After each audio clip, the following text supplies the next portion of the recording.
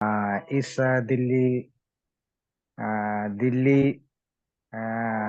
केंद्र के लिए प्रेरणा देने वाले आदरणीय बोधि सागर जी और सभी को विनम्रता से मैं प्रणाम करता हूँ और इस प्रवचन की शुरुआत करता हूँ। किछो मनुष्य पटी लाभो, किछो मच्चानं जीवितं, किछो सद्धम्म सवणं, किछो बुद्धान उत्पादो। मनुष्य का जन्म, इस जन्म मृत्यु के चक्र में मिलना दुर्लभ है।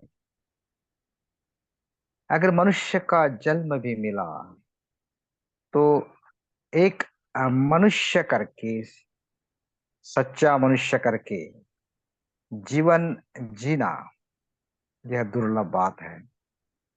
अगर मनुष्य करके जन्म भी होता है तो वह कौन से वातावरण में, कौन से परिस्थिति में, क्या वह हमें हमारे विकास के लिए पोषक परिस्थिति है। अगर बौद्ध परिवार में भी जन्म होता है तो क्या वहाँ सही तरह से मार्ग पर चलने के लिए वातावरण है।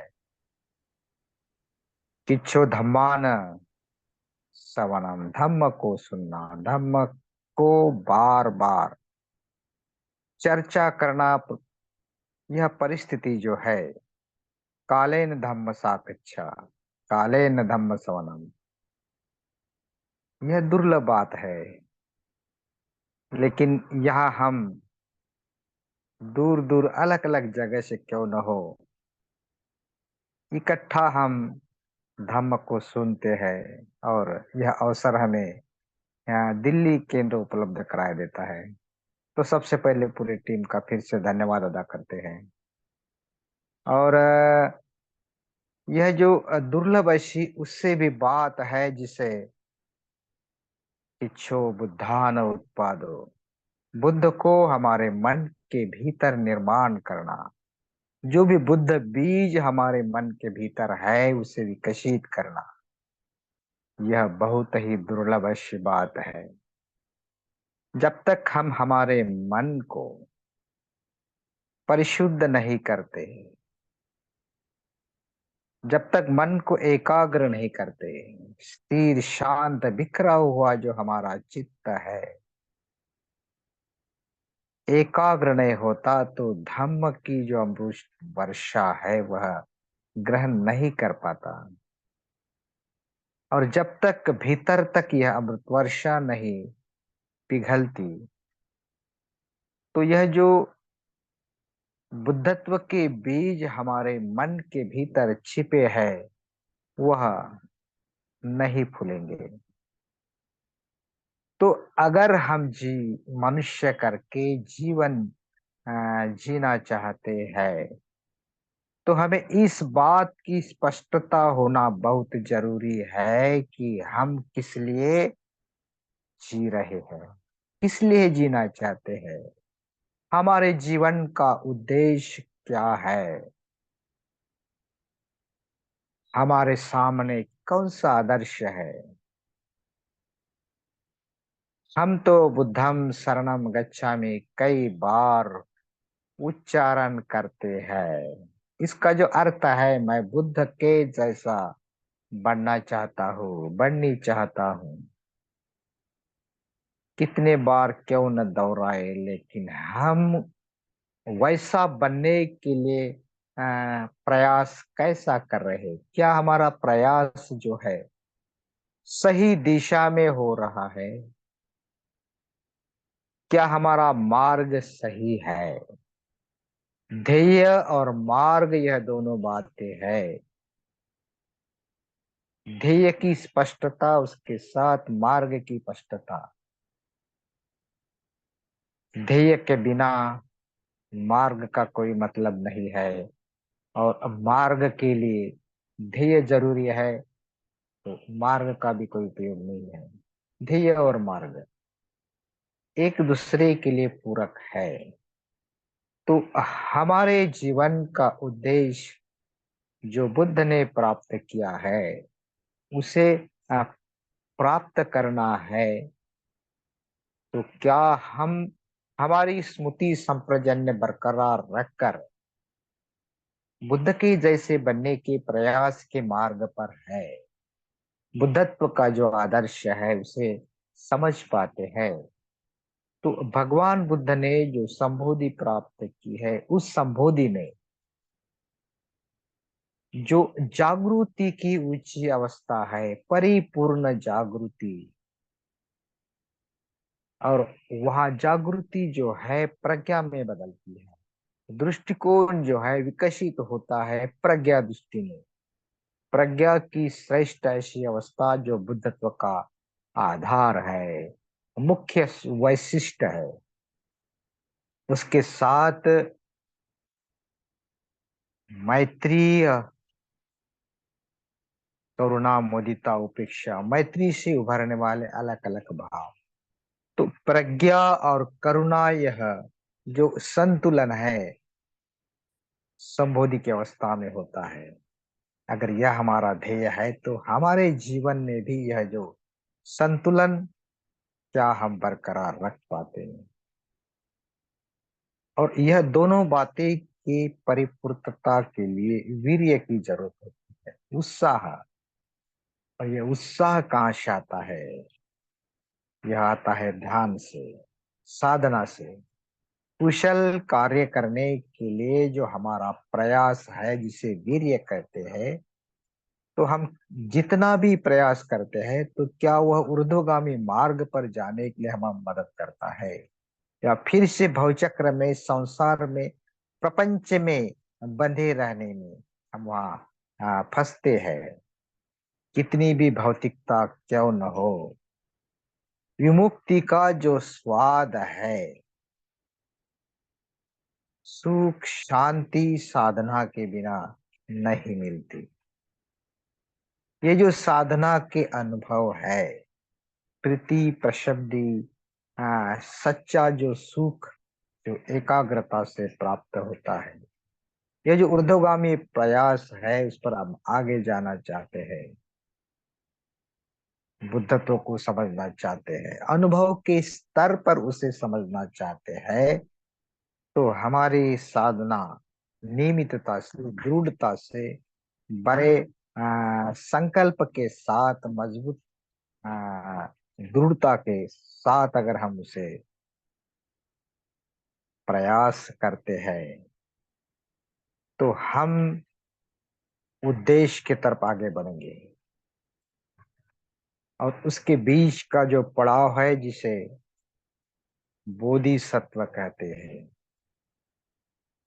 बोधिसत्व अपने प्रयासों से बुद्धत्व को पाते हैं। बोधिसत्व वह होता है जो बुद्धत्व की तीव्र लालसा अपने मन में निर्माण करता है, तीव्र इच्छा। जैसी यह संसार में रहने वाले इंद्रियों की पूर्तता, यह इच्छा को पूरी जीवन में शक्ति लगाते हैं।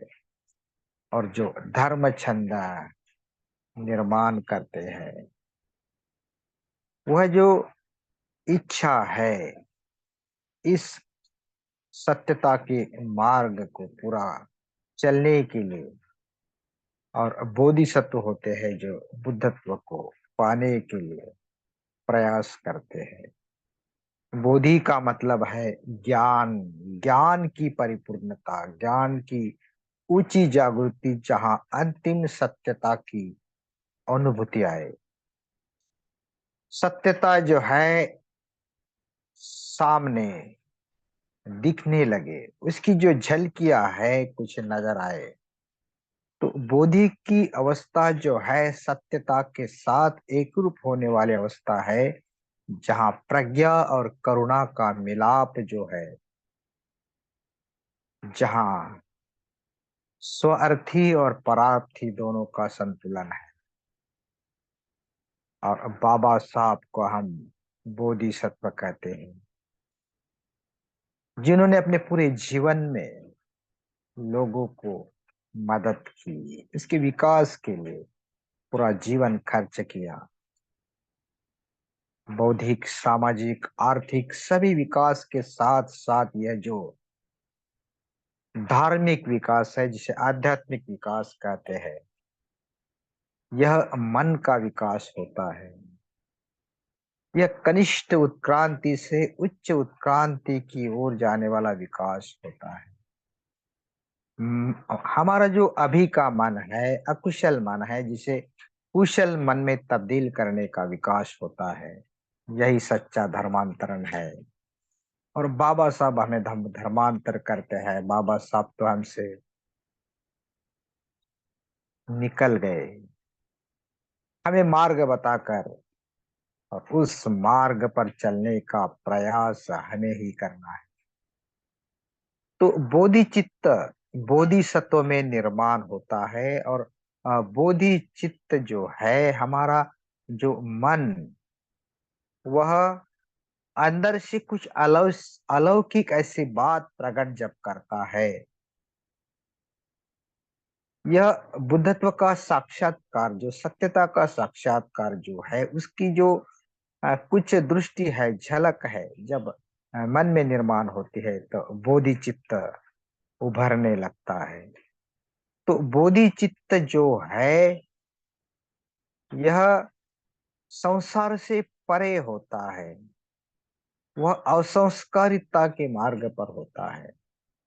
तो इसी कारण बोधिचित्त पंच स्कंध में भी नहीं बैठते, ऐसे कहते हैं। इस सृष्टि का सभी अस्तित्व पंच स्कंद से भरा बंधा, जो धातु, पृथ्वी, आप, तेज, वायु, आकाश, विज्ञान, और ये जो पंच स्कंद है, जिसे रूप, वेदना, संज्ञा, संस्कार कहते हैं। रूप से बने धातु, और ये जो नाम से जुड़े हुए संज्ञा, संस्कार और विज्ञान, यह जो है संस्कार को निर्माण करते हैं। कार्य कारण भाव पर आधारित यह संसार और प्रपंच होता है। और ऊर्ध्वगामी प्रयास जो है, वह हमारे अंतर मन से उभरता है, और वही बोधिचित्त निर्मिति के लिए मदद करता है।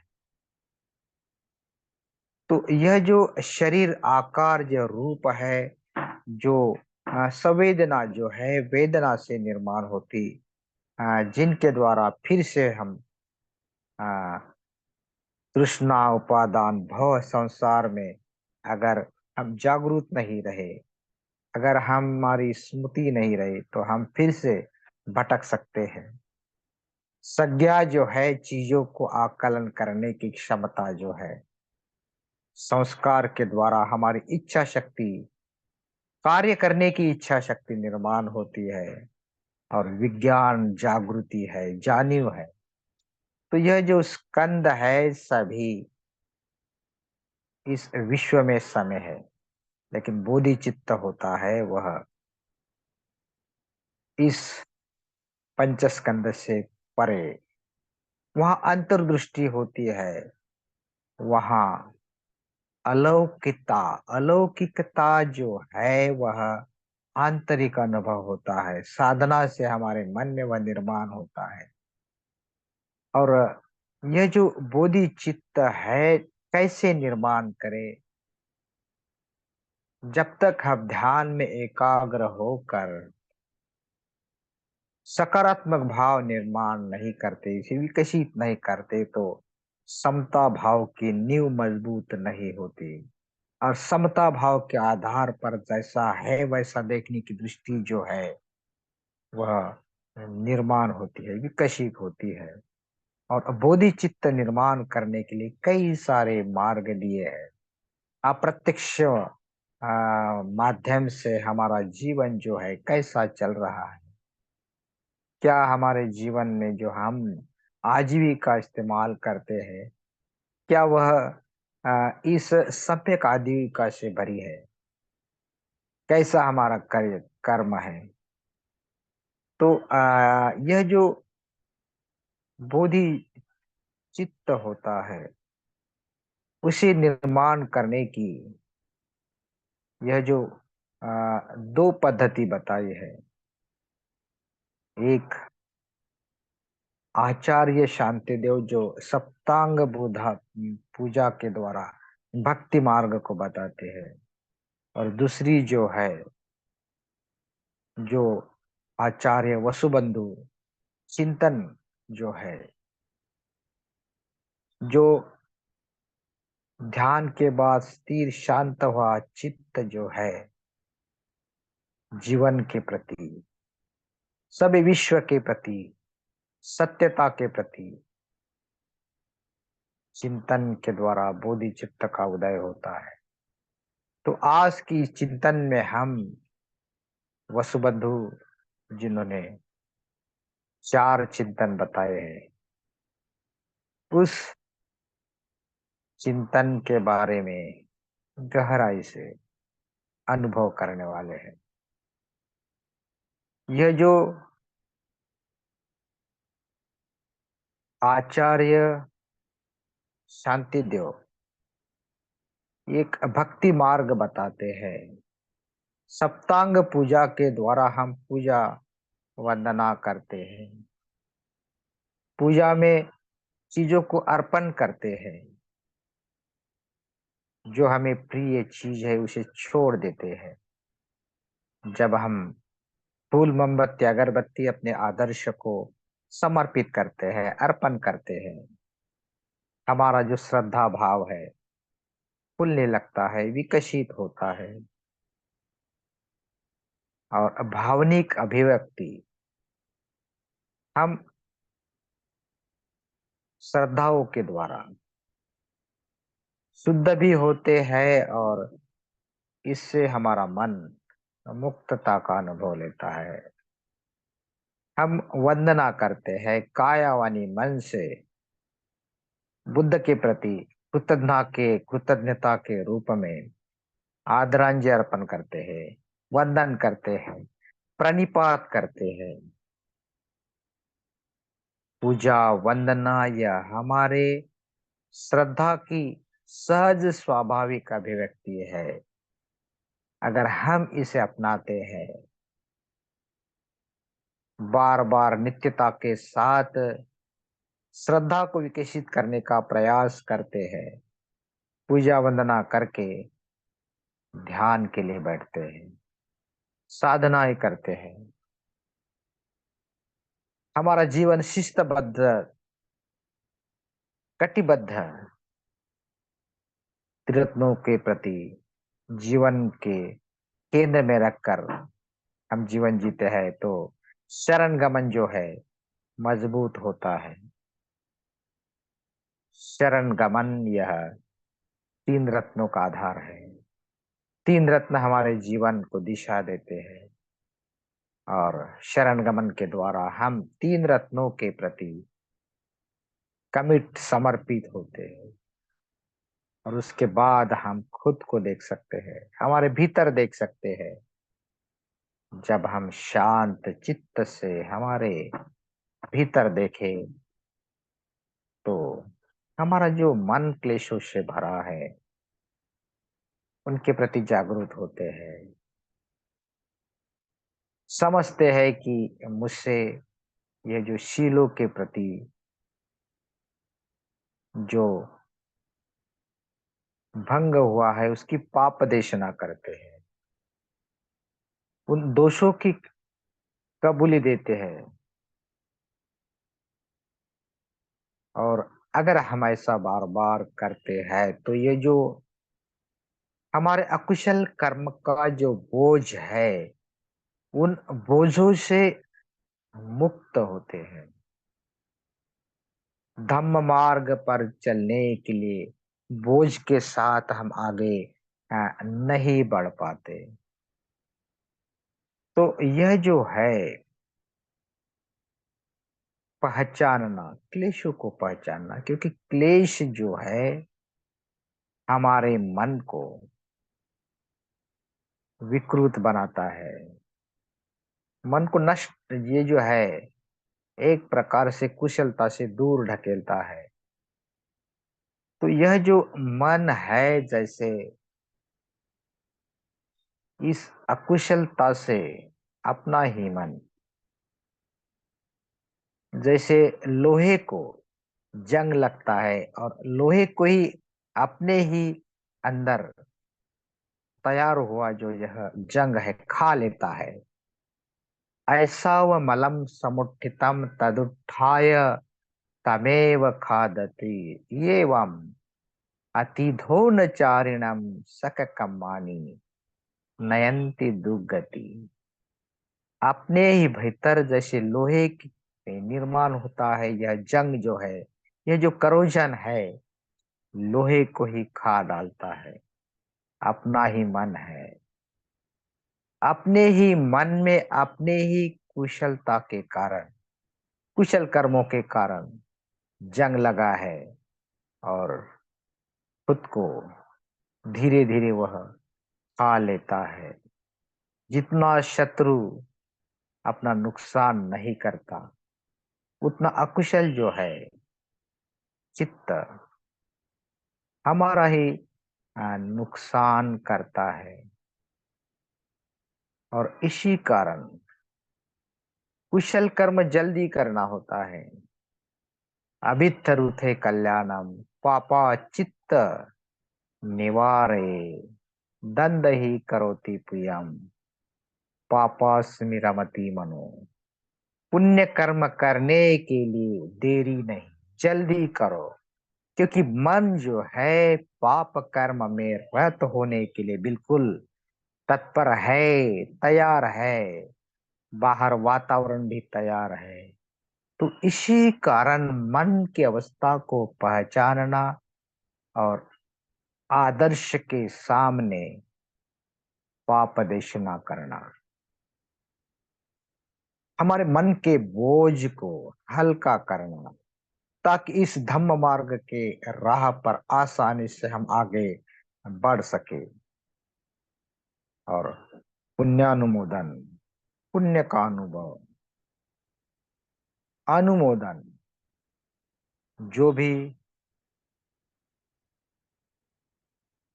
अच्छे कर्म करते हैं, जो भी पुण्य के पात्र है, उनका अनुमोदन करना। हम पुण्य अनुमोदन करते हैं तो मन विशाल बनता है। मैत्री भावना के साथ जब किसी की किसी के प्रति मित्रता को विकसित करना है, तो यह जो पुण्यानुमोदन का भाव है, उसके द्वारा हम मुक्तता का अनुभव लेते हैं। और उसके बाद जो अदेश याचना का जो छठांग है, धम्म को श्रवण करने के लिए याचनाएं करना, अदेशनाएं करना, ग्रहणशीलता को विकसित करना। क्योंकि मन जब तक ग्रहणशील नहीं होता, भूमि जब तक तैयार नहीं होती, तो यह जो धम्म की जो वर्षा है, मन के भीतर बुद्ध बुझों को खुलने नहीं देती, भीतर उतरते ही नहीं। तो इसे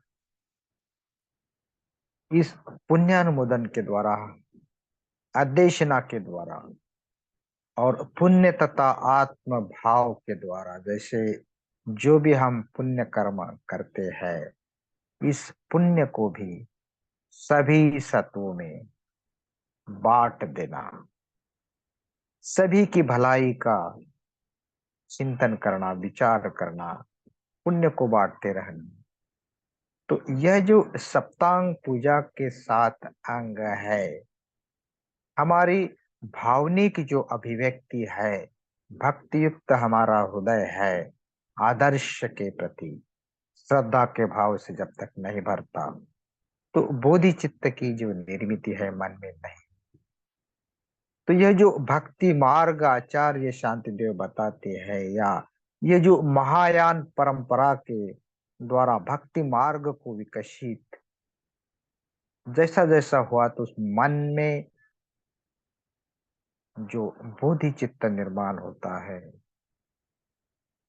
जो बाबा साहब हमारे आदर्श के रूप में सामने है, बोधिसत्व के रूप में सभी के लिए वह केवल मदद की भावना ही नहीं रखते, तो वह दूरदृष्टि से मदद करते हैं।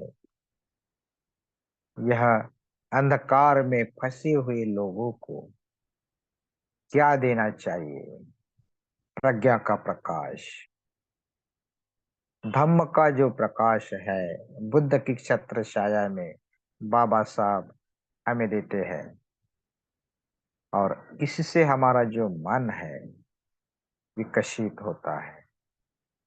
बाबा साहब कहते हैं कि जो मन की स्वतंत्रता है वह सर्वश्रेष्ठ ऐसी बात है। वही इंसान जीवित है जो स्वतंत्रता का अनुभव लेता है। जिनका मन स्वतंत्र नहीं है वह जीवित होते हुए भी मृत के समान है। मन की स्वतंत्रता जीवितता का प्रमाण है। तो मन की स्वतंत्रता कहाँ से आती है? वह ध्यान से आती है, वह साधना से आती है। बोधि चित्त वही बनता है, बोधिसत्व वही बनता है जिनका चित्त बोधि चित्त से भरा है, करुणा से भरा है, मैत्री से भरा है, मुदिता उपेक्षा। इस ब्रह्म विहार में रममान होने वाला जो चित्त है,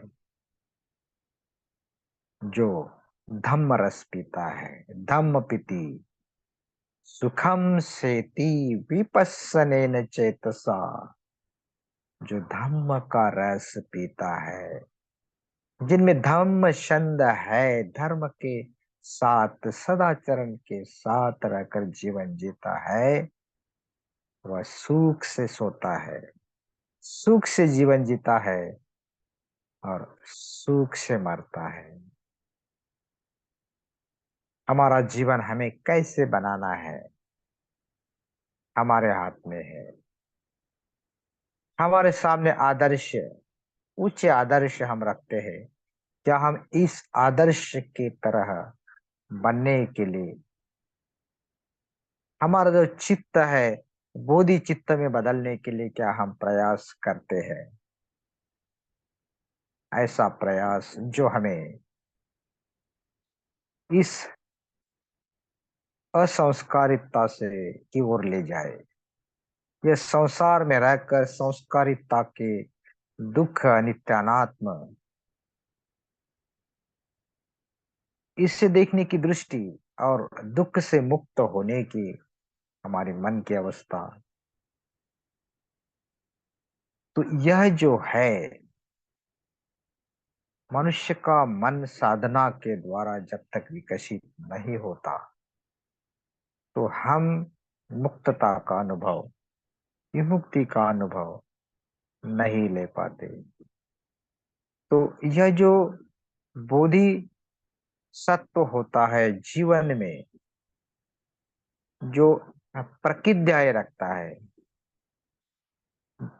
जो सभी जो प्राणी मात्र है उनको मदद करने के लिए तत्पर रहता है। उनकी जो परेशानियां है, दुख है, दर्द है, चाहे कोई मानसिक संतुलन बिगड़ा हुआ व्यक्ति हो, कोई कोई बड़ी समस्या दुख में हो, कोई शिक्षा तुरुंग में भुगत रहा हो, बेघर, आ, कोई जो जो जिन्हें पेट भर खाना नहीं मिलता है। हम देखते हैं अभी हमारे देश में कई सारे लोग पूरे पेट भर नहीं खा सकते, भूखे रहते हैं, गरीब है, अनाथ है। और उनका दुख देखकर जैसे ये जो अवलोकितेश्वर है उनके आंखों से आंसू बहते हैं। तो हमारे भीतर सभी जीव मात्र के प्रति कल्याण का भाव और उसके लिए प्रतिज्ञा करना, उसके साथ हमारे मन को आश्रव से मुक्त करना, सभी क्लेशों से, सभी न्यूरनों से, सभी विष जो है उससे मुक्त करने का, उसका उच्छेद करने का बार बार प्रयास करना, यह बोधि चित्त निर्माण करता है। इसके लिए प्रतिज्ञा करना और मुझसे सभी विद्याएं, ज्ञान, कलाएं, सभी धर्म पर मेरा प्रभुत्व हो, ऐसी प्रतिज्ञा सभी जीव मात्र जो है, यह जो आ, बुद्धत्व की तरफ ले जाने के लिए उन जीव मात्र को मदद करना, धम्म की राह पर चलने के लिए मदद करना, धम्म का दान देना, अलग अलग तरह से इस मार्ग पर लाने के लिए मदद करना। तो यह जो बोधिसत्व होता है, प्रतिज्ञा करता है कि मैं मेरा जीवन समर्पित करूं, अन्य लोगों के लिए मदद करने के लिए समर्पित करूं, क्योंकि लोग दुख में है, दुख भुगत रहा है। तो सभी जीव मात्र के प्रति करुणा भाव, मैत्री का भाव, मुदिता, उपेक्षा का भाव, ब्रह्म विहार की निर्मिति ध्यान साधना से, कुशल प्रयासों से होती है। तो आज हम जो चिंतन करने जा रहे हैं वह बोधिचित्त निर्मिति का चिंतन है, जो आचार्य वसुबंधु चार चिंतन बताते हैं।